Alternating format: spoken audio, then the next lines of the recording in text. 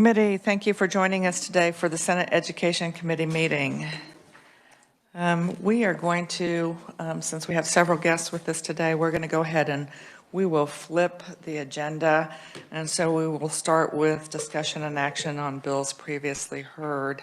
And so we will start with Senate Bill 208. And so Tamara, if you would please give the committee an overview of that bill.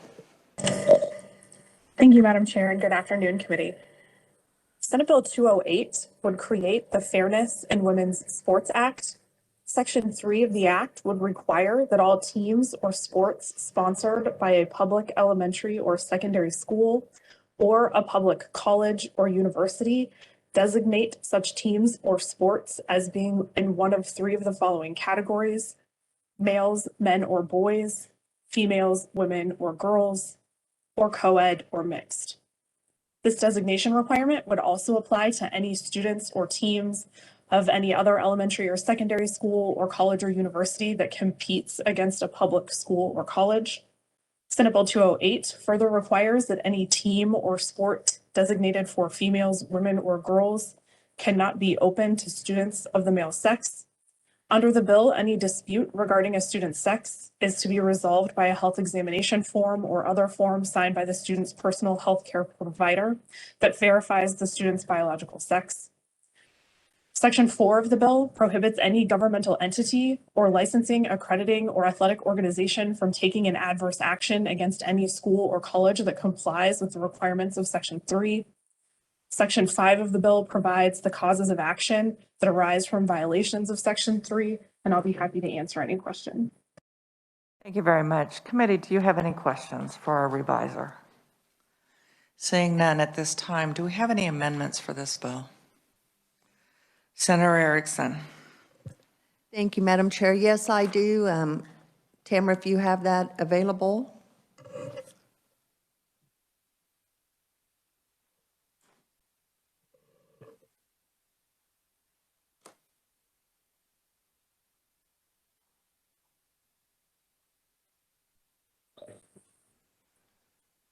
I just sent that to Cindy, so she should be able to send that to you all shortly. And Tamara, if you want to go ahead and put that up on the screen, and Senator Erickson, are you wanting to explain that, or are you wanting the reviser to explain it? Tamara can explain it. That's fine. Okay.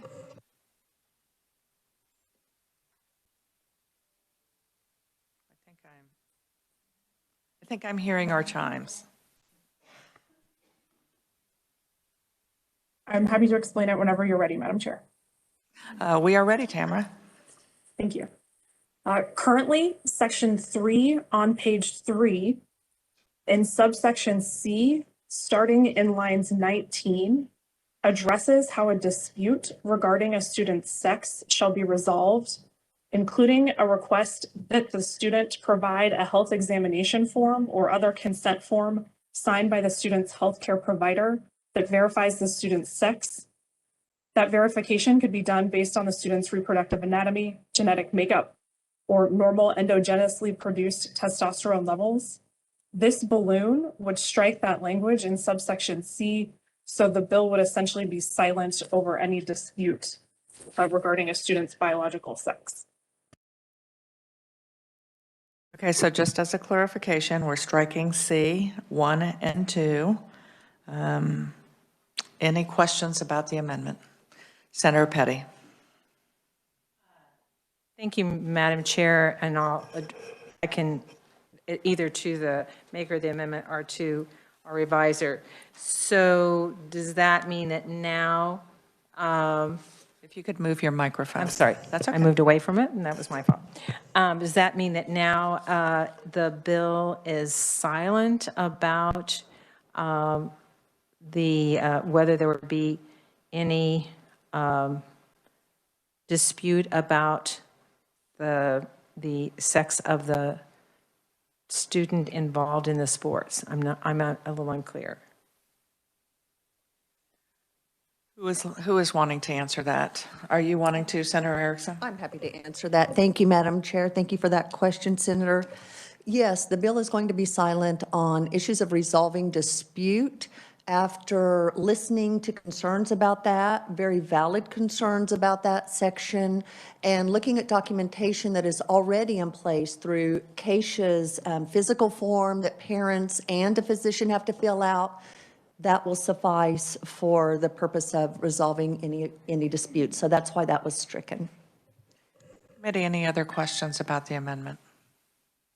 Senator Petty, you have a follow-up question or a new one? No, it's a little bit of a follow-up. So then, since that is no longer in the bill, when it comes to disputing the student's sexuality, then the bill then in turn speaks only to participation, but no, but yet there's no resolution for if there's a dispute. Would this be correct? Tamara, did you want to answer that, or Senator Erickson? Senator Erickson, did you want to answer that? I'm happy to. Thank you, Madam Chair. The bill very clearly says that only biological females should be allowed to participate in women's sports. Any dispute arising through that would be resolved by existing policies and procedures that Keisha currently has in place. Committee, any other questions on the amendment? Did you want to, I think I need a motion on the amendment and I need a second on the amendment.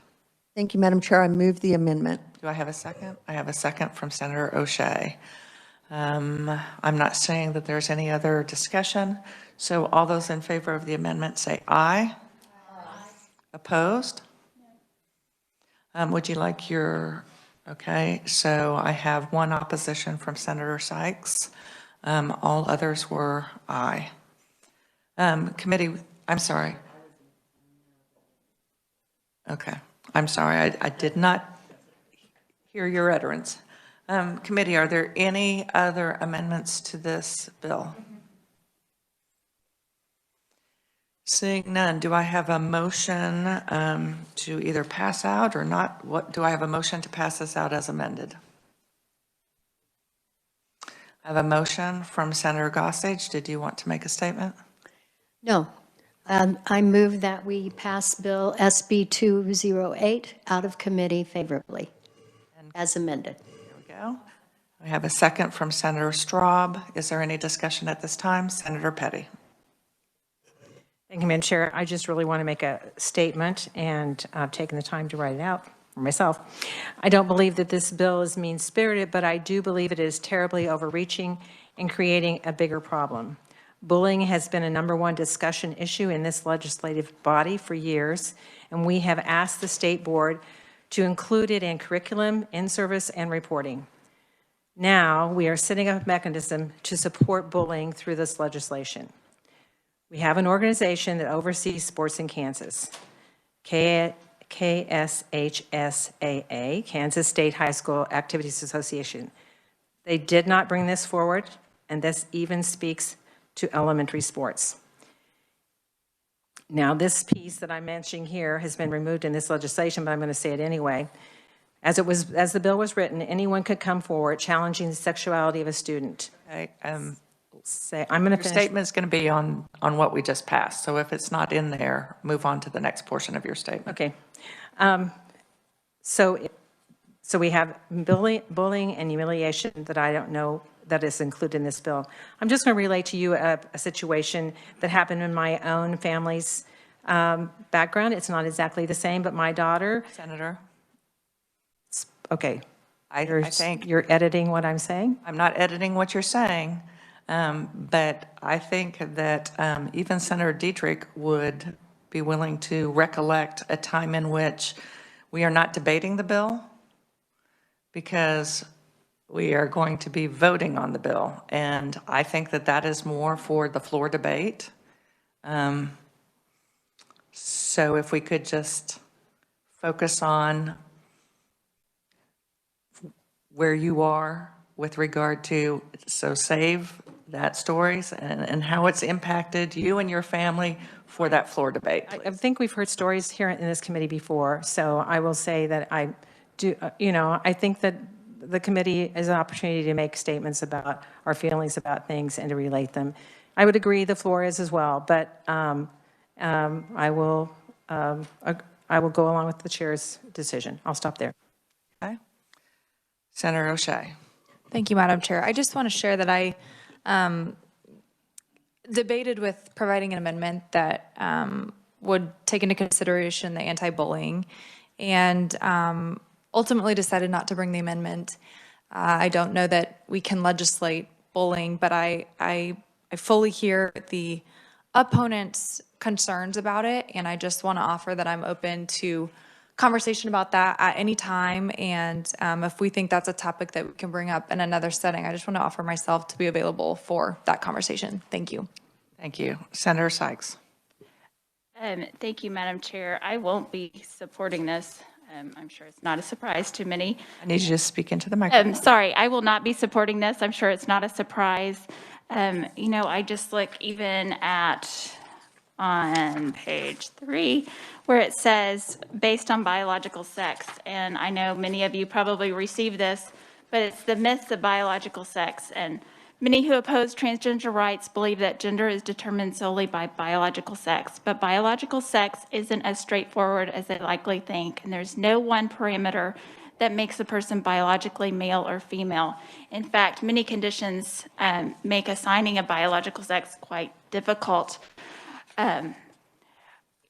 We're not talking about, I don't know if everyone has their chromosomes, but there's XX and XY, and sometimes you have others. Genitalia is not always the defining means. We look at when a child is born and those decisions are made, so we're not even talking about ambiguous genitalia. So I will not be supporting this. I don't think it's going to change anyone else's mind in here, but I had to say that. Senator Sykes. I'm sorry, Senator Dietrich. You did. There you go. Thank you, Madam Chair. I too will be opposed to this bill, and I appreciate the amendment that was brought. So I'm just going to choose compassion today and be aware, from my background of the students that this will be impacting. So KSHA already has a policy that districts can use as guidelines. I don't know that we need to step into this.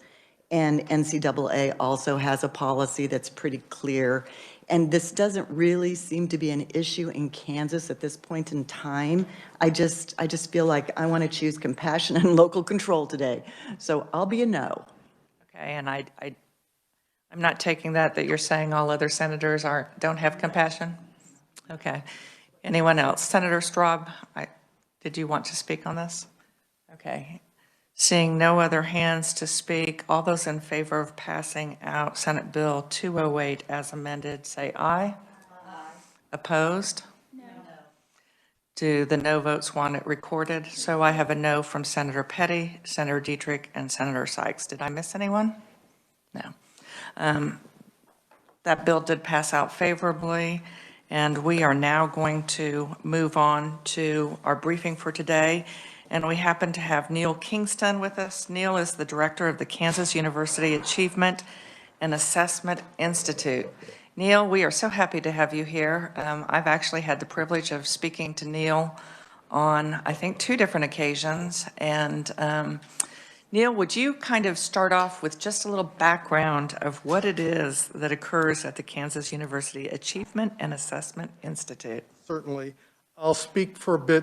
And you may take your mask off. Thank you. There we go. I'll speak for a bit about the breadth and depth of the Achievement Assessment Institute, because although most of you probably know us with regard to the work we've done on the Kansas Assessment Program, that's only about 1/8 of what we do here within the state of Kansas. Chairperson Baumgartner and members of the Senate Education Committee, thank you so much for inviting me here today to tell you more about the University of Kansas Achievement Assessment Institute. My name, as you've heard, is Neil Kingston. I'm a University Distinguished Professor of Educational Psychology and Director of the Achievement Assessment Institute. I was privileged to come to the University of Kansas in 2006 after having started my career as a high school science teacher and then working almost 3 decades for educational testing companies, first as a statistician, focused on analyzing how well educational tests perform and developing new statistical methods that would make test scores more useful, and then as a manager and executive. In the early 1990s, I worked for several years as the Associate Commissioner for Curriculum and Assessment for the State of Kentucky Department of Education. I've also served on many advisory boards for testing companies and testing programs, including the Defense Advisory Council on Military Personnel Testing, the General Equivalency Diploma, and the College Board. The Achievement and Assessment Institute came into being with a 2012 merger of two smaller centers within the School of Education and Human Sciences at KU. The Center for Educational Testing and Evaluation, CETE, which had developed and administered the Kansas State assessments since the 1980s, and which I'd become director of in 2009, and the Institute for Education Research and Public Service. The latter institute had been founded by Dr. Jerry Bailey, and after the merger, he and I served as founding co-directors of the Achievement and Assessment Institute until he retired the following year, when I took over as sole director. In July 2013, the Achievement and Assessment Institute was recognized as a university-designated center. We are now the largest research center at KU with more than 300 regular employees. We also provide temporary employment to as many as 150 undergraduate and graduate students, and periodically offer summer employment opportunities to Kansas K-12 educators. The Achievement and Assessment Institute has a four-part mission: partnering with local, state, national, and global communities to apply scholarship to implement programs with direct public impact and to serve the greater good; developing and publishing generalizable knowledge that allows leveraging of these solutions that we develop so that the success of the first part of our mission is magnified; providing faculty with support and encouragement they need to generate resources for research and development in support of enhanced achievement of individuals and organizations; and providing students with experiences vital to their professional development. In addition to providing administrative support for the research of individual faculty members who wish to affiliate with us, the Achievement and Assessment Institute, also referred to as AAI, is divided into what I refer to as strategic and tactical centers. Strategic centers seek funding from many sources, and their projects are often large and require multiple staff members. These centers will likely grow to pursue their strategic goals. AAI strategic centers are as follows: accessible teaching, learning, and assessment systems, agile technology solutions, Center for Certification and Competency-Based Education, Center for Educational Opportunity Programs, and Center for Public Partnerships and Research. Tactical centers might grow to become strategic centers, but initially they are small and support the research interests of one or two faculty members. Current examples of such centers include the Center for Creativity and Entrepreneurship Education, the Center for Innovation, Design, and Digital Learning, and the Center for Montessori Research. Our Accessible Teaching, Learning, and Assessment Systems Center, known as ATLAS, continues the earlier work of CETE in designing, developing, and administering the various components of the Kansas Assessment Program, including federally required general and alternate summative assessments in English language arts, mathematics, and science, alternate assessments for the approximately 1% of students with the most significant learning challenges. Kansas uses the Dynamic Learning Maps Alternate Assessment, DLM, that AAI's Atlas Center invented and continues to enhance. DLM is also used by 21 other states. This unique assessment approach was developed to simultaneously meet federal accountability requirements while helping students learn by using assessment tests that model good instructional approaches and are spread through the year to provide timely, useful feedback. At the core of this system is the use of learning maps, which are formal learning models based on a wide range of educational research. They are composed of a large network structure that shows the multiple pathways that learners can take in developing knowledge, skills, and understandings. Consistent with the priorities of the State Board of Education, Commissioner Randy Watson, and the Kansas State Department of Education, and consistent with our own values, we also develop and administer a voluntary parallel testing program that supports interim and formative assessment. This is administered 3 times a year for the interim part, and at whatever time the teacher wants for the more formative components of that system. We also refer to those as mini tests that teachers can select from the item bank, put together, and use for the particular lessons that they're teaching. We're particularly proud of this work as it directly supports teachers and students throughout the school year, providing timely feedback that better supports student learning. Okay, and I think we're going to stop right there to give folks an opportunity to ask you a few questions. Okay. Okay, so what questions do we have so far?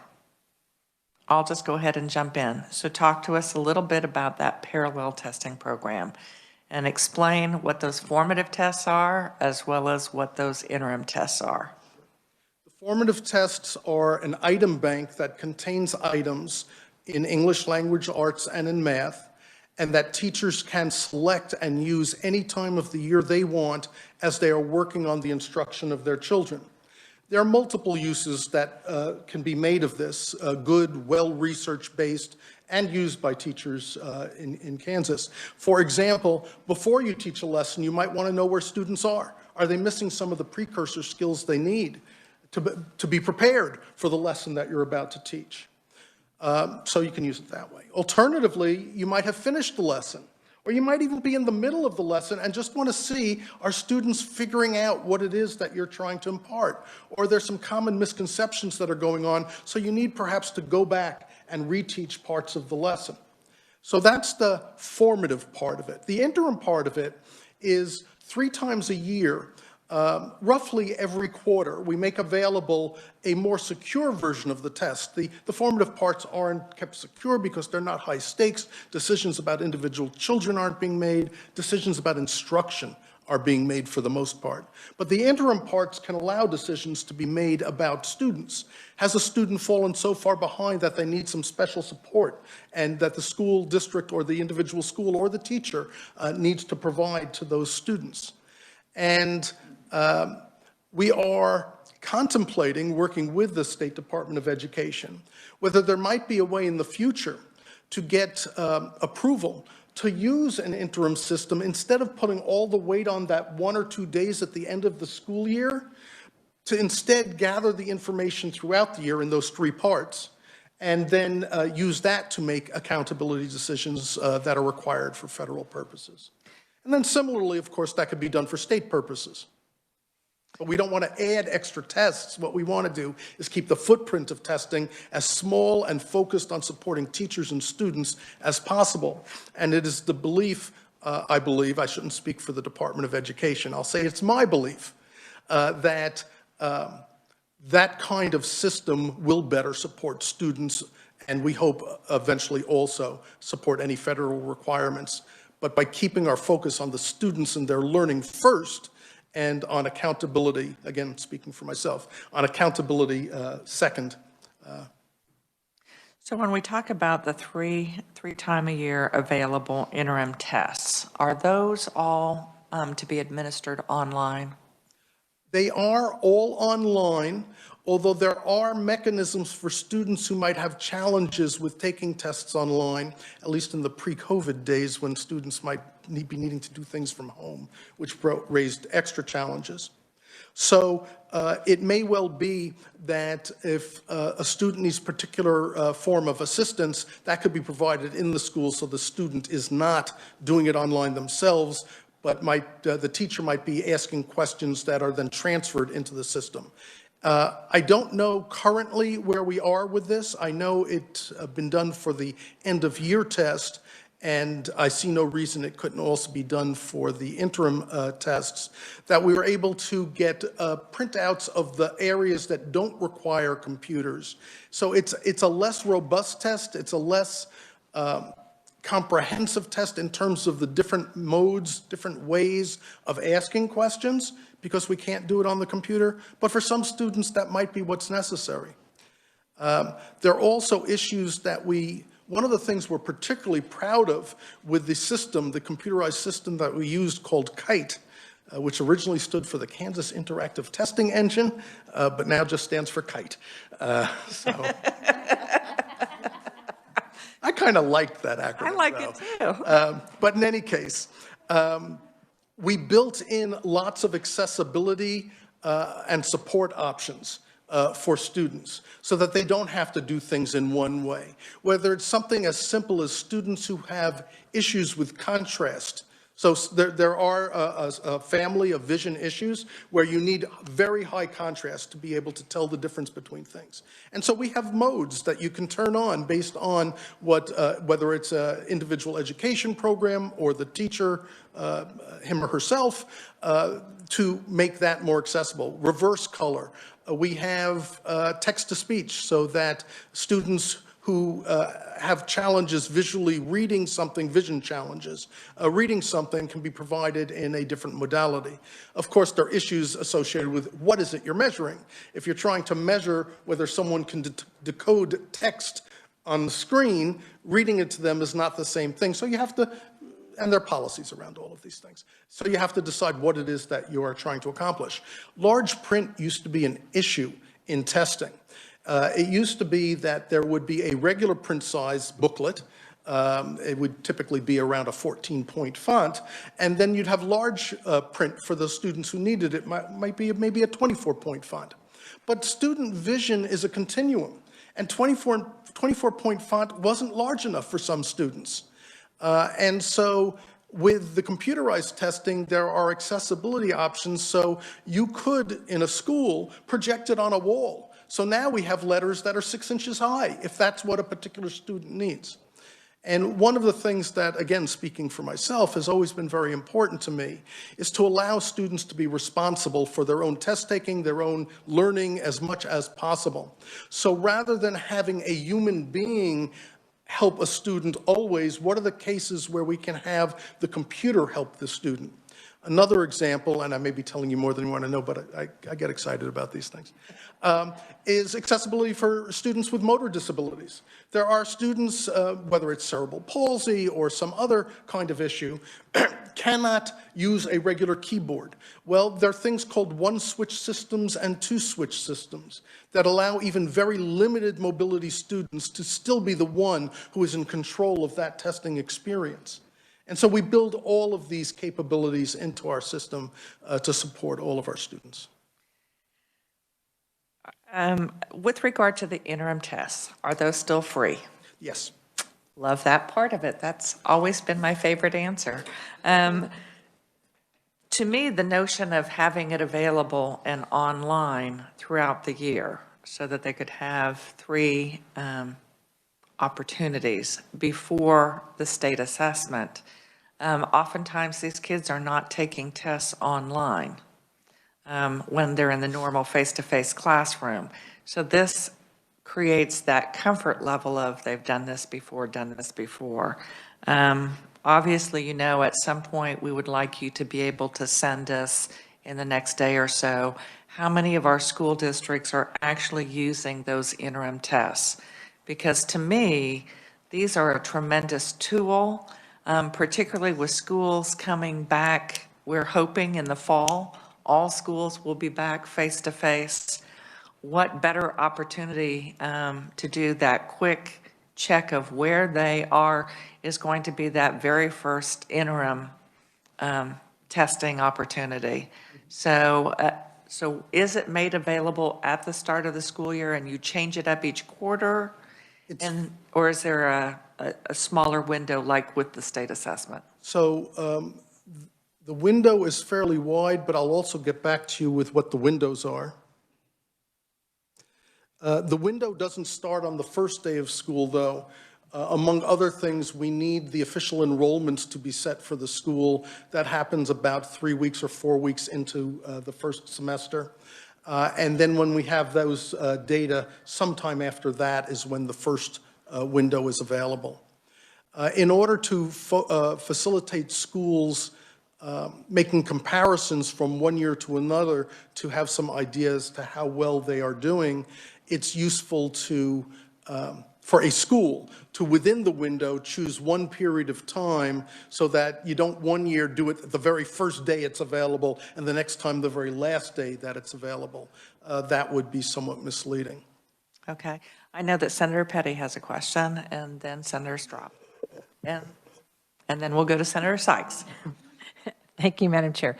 So I'm trying to, I can tell you're very enthusiastic about what you do. Assessment is a good word. I almost thought I was going to forget my question before I got a chance to ask it.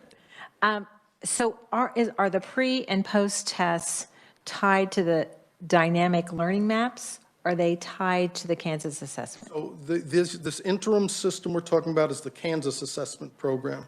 Dynamic Learning Maps has other features very similar to that, but actually even more flexible than the Kansas Assessment Program. And the Dynamic Learning Maps was advantaged by starting off with federal funding, so we didn't have to cover the costs all ourselves. And then, as I mentioned, 21 other states participating. So we are continually updating and adding new features. But in the dynamic learning maps, yes, you can test at any, again, it's windows, but virtually any time during the semester, either for formative purposes or for interim kinds of purposes. And there we do have support of the U.S. Department of Education for counting the information we gather through the school year to keep the footprint of the end-of-year dynamic learning maps test as small as possible. It's more of a way of validating the information gathered through the year than a separate full test in itself. Senator Straub. Thank you, Madam Chair. And thank you, Mr. Kingston. In your testimony on page 4, you state that the dynamic learning maps are used in 21 other states. Is the Kansas Assessment Program, the actual academic assessments, is that used in any other state? Okay, that's my concern. I'm not a statistician, but who are we comparing our Kansas students to then? So I'll give you the short to the point answer, but then I'm going to give you a slightly longer answer. Pretty much every state that does not participate in the now much smaller Smarter Balanced and PARCC consortia only compares with themselves directly. So from year to year, we can look at the scores and see what has changed at any given grade level or subject. However, in addition to that, there have been some studies done to try to see how state standards compare with each other. Because one of the challenges we have in making comparisons with other states is every test is on its own scale, and every decision as to what performance level a student is at is on its own scale. And so the National Assessment of Educational Progress has been used. So for every state, you know what their NAEP score is on average, and you know what their state test scores are on average. And you can use that relationship, since every state participates in NAEP, to try to understand what the relationship is. And I will share with you, you may have heard this already, Kansas by choice chose probably the most rigorous standards, and I'm talking here about performance standards, not necessarily the content standards, though I would argue we're pretty rigorous on our content standards also. But the most rigorous performance standards, one of the 2 or 3 states with the most rigorous performance standards. And so you could look, for example, at how many students are at level 3 in Kansas and look at that third level in, for example, the state of Missouri, and those numbers look different. Well, that's because the scales are different. It's like, you know, I call a colleague in England and I say, it's so cold here, it's 30 degrees. And they say, oh, it's 30 degrees here also, but I'm really sweating. It's hot. Well, that's because they're using the Celsius scale, and 30 degrees Celsius is 86 degrees Fahrenheit. So that is one of the challenges, and that has been one of the struggles that states and the U.S. Department of Education have discussed and tried to deal with over 30, 40 years now. On the one hand, there is that local control, and there is that, actually there are multiple levels of local control. There's the local control in the district, there's the local control at the state level, and then there's a federal accountability requirement. And so the way we have gone is every state sets its own standards. Some states have set their standards much higher, and some have set theirs much lower. We are among the highest in the nation. Senator Sykes. And thank you for being here. I actually think you've slightly addressed my question because I was going to talk about comparing us to our neighboring states on that Kansas assessment and is it comparable? So I don't know if you want to add. I think you addressed a lot of that before my question.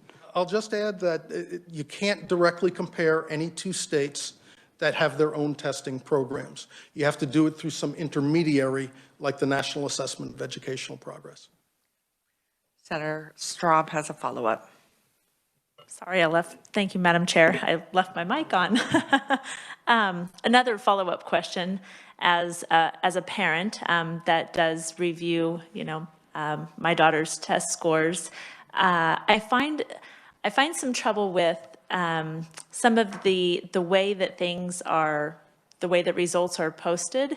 We never actually see the actual test results. Like, we never see what question did this child miss. It just gives us different benchmarks or a comparison to their class or a comparison to other fourth graders across the state. So that's my question, is how can we improve on relaying that information to not just educators, but also to parents or guardians? So there are a couple of competing considerations.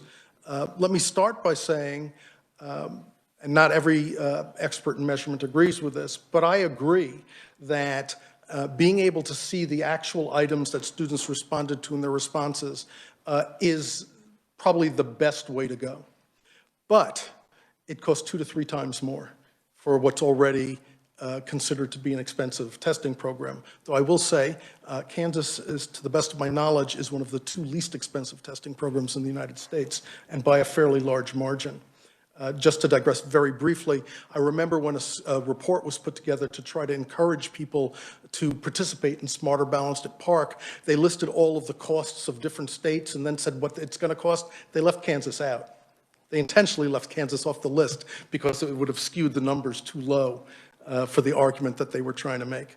But having said that, there may be some other ways to try to get at the same thing, and that we certainly want to consider. So instead of releasing the entire test, the actual items, the actual student responses, we could have exemplar items that are scaled to the difficulty of, for example, your student scored X, whatever that number is,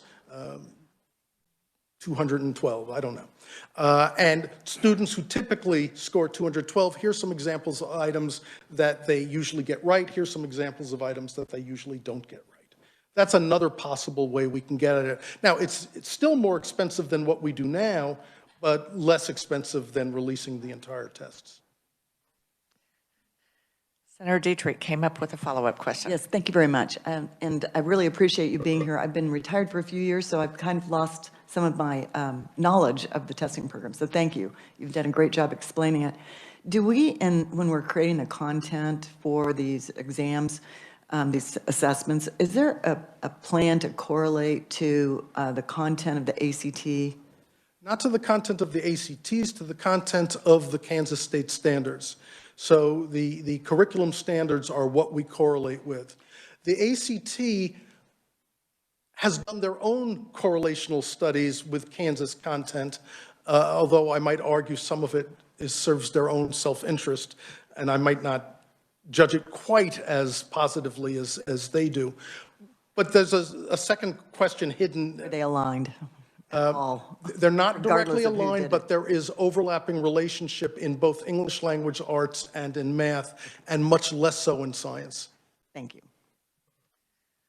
Not seeing any further questions. Why don't you just go ahead and move forward for us? We also provide an English language proficiency examination, KELPA, to assess English language learners and help determine the level of services that these students require. Kansas educators are regularly involved in the test development process for all assessments used in the state. We partner with teachers and curriculum leaders from across the state to review stimuli, such as reading passages or science phenomena that might be the basis of a question or set of questions in science, develop items, and review data from field tests. And there's a table, graphic in the testimony that shows where that occurs in the process. In addition to our work on the assessment systems, we're developing a learning maps-based instructional support system that, once completed, will be provided at no direct cost to Kansas schools.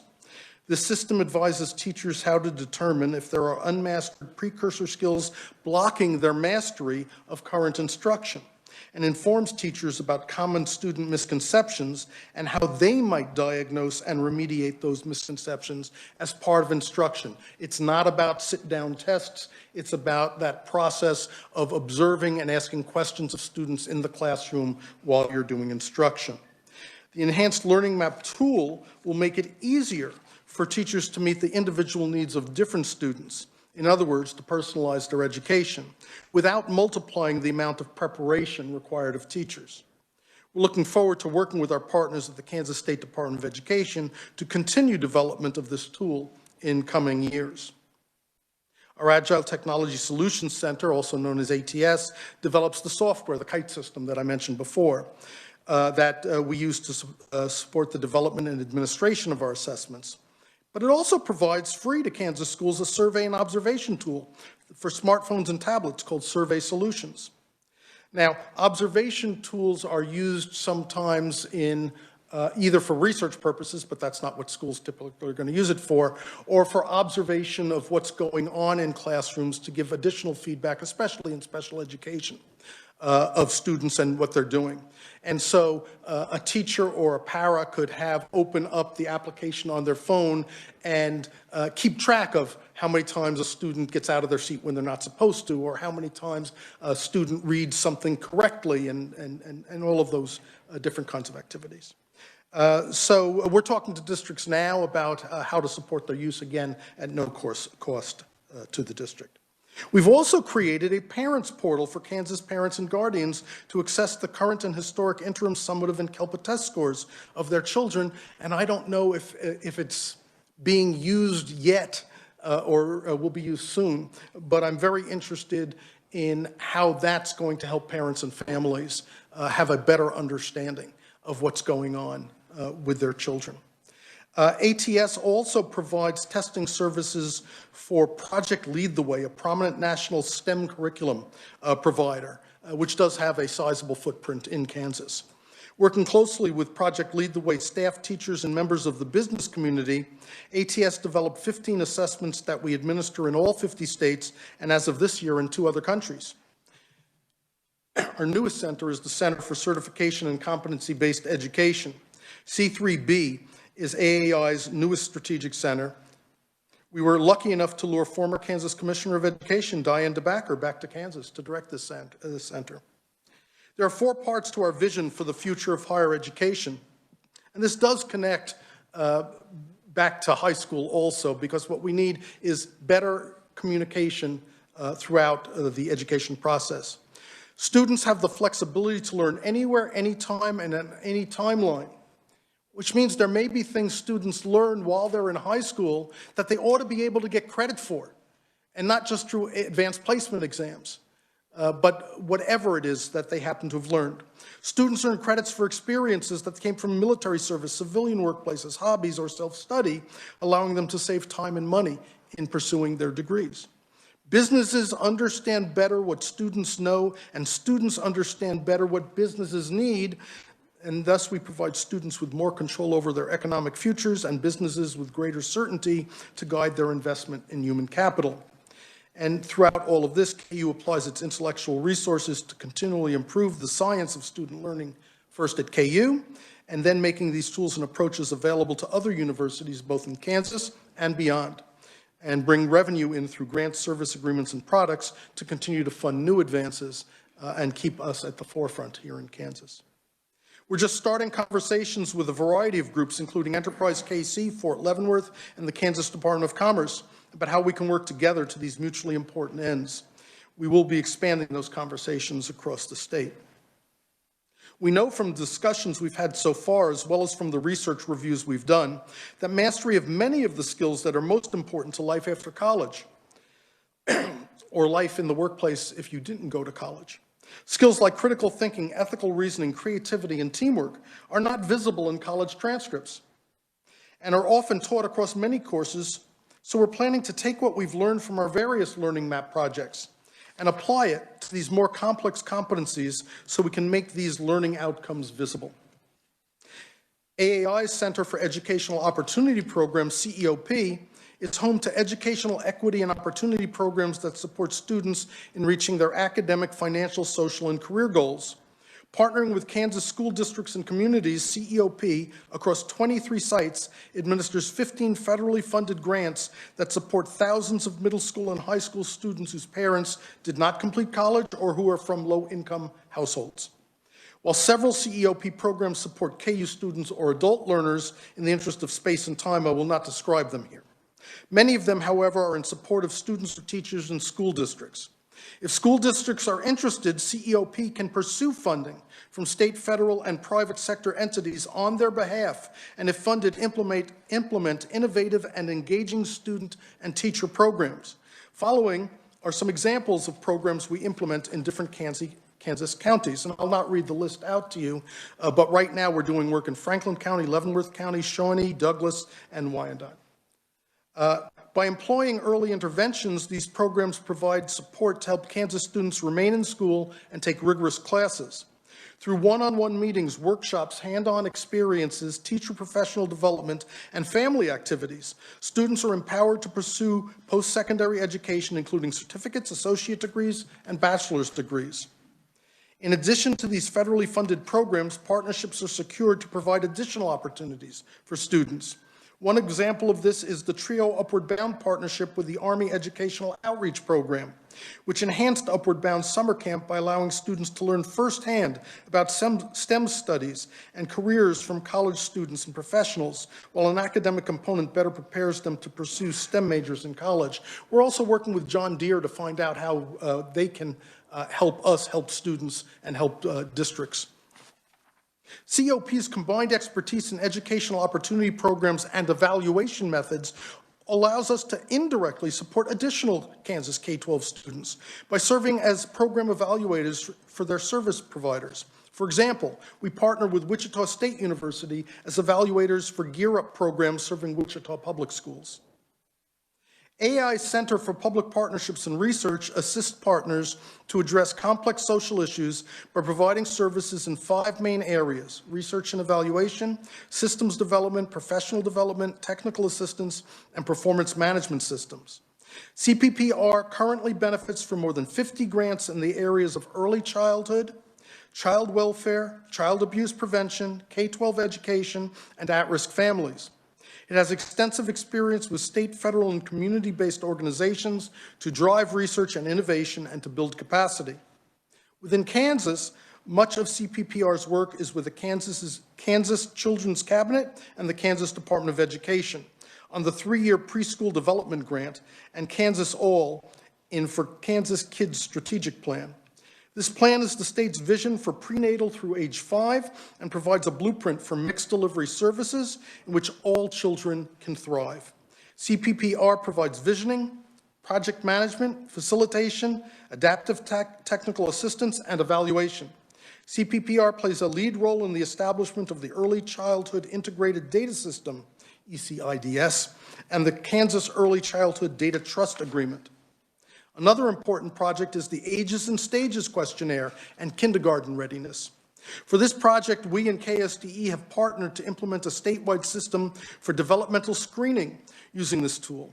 This partnership allows the early childhood system and K-12 schools to align more strategically.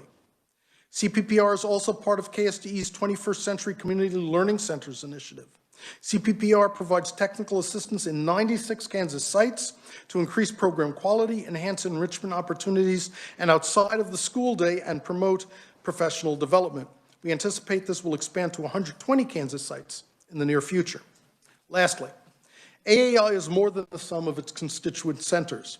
As new needs surface, we can reach across our centers and across faculty as KU to find the necessary skill sets to develop solutions that will help students, schools, and other organizations.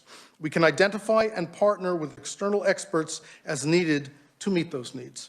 We provide efficiencies of scale and create products and tools that can be licensed or otherwise leveraged to reduce costs and save development time for public agencies. Well, I heard you might have many questions. I doubt I've answered all of them, but if I have, fantastic. But if not, fantastic, even more fantastic. I'm here to answer any questions you may have. Wonderful. Really appreciate your presentation. Very thorough. We do have some questions. Committee, I'm going to remind us we need to be on the floor in about 7 minutes, so we're going to have to kind of limit it. But we'll start with Senator Gossage. Mine is very short. Thank you for being there and here, and thank you for, Madam Chair. My question is, how are you funded? Our funding comes from multiple different sources. There are federal grants, there are state contracts with different agencies, such as our contract to do the Kansas Assessment Program with the State Department of Education and other state agencies within the state. We also have some foundation support occasionally that ebbs and flows over time. And then for projects like dynamic learning maps, where we have those 21 states, we charge for our services and have contracts with them also. Other questions? Senator Petty. Thank you, Madam Chair. So this is kind of follow-up with the question that was just asked. So you mentioned about your work with the Kansas Children's Cabinet. Yes. And so have they contracted with you then as part of their federal grant for? Yes, we are part of that. Okay. We help support that effort. Thank you. Could you share with us, you mentioned the C3BE. Yes. So is that competency-based education in the 4 parts of the vision? Mm-hmm. Is that going to be specific to KU, or is that something that you're going to take to the regents for other regents' institutions to adopt? My hope is the latter, and my hope is even after that, although now we're talking about years into the future, that will have shown such success in Kansas with this approach that other states will also want to look toward Kansas for their futures. And my other question has to do with the CEOP. You mentioned that you're in 23 sites. Are those sites just in those 5 counties? No, there are actually, I think, another 5 counties that participate in some other projects, but they're not primarily in the K-12 sphere. Okay. For example, we have a Veterans Upward Bound program. I guess the last question that I have is with regard to state assessments. So we know that there are no state assessments from last year administered. Is that correct? At least that's I think there was a trickle before it was shut down. So they're not enough to have any results on which I would put any faith at all. So what is the thought as far as assessments for this year? The assessment system is open or will be open. Some tests have already been given. So, for example, the interim system has been available. KELPA, I believe, has been administered, the English Language Proficiency Assessment.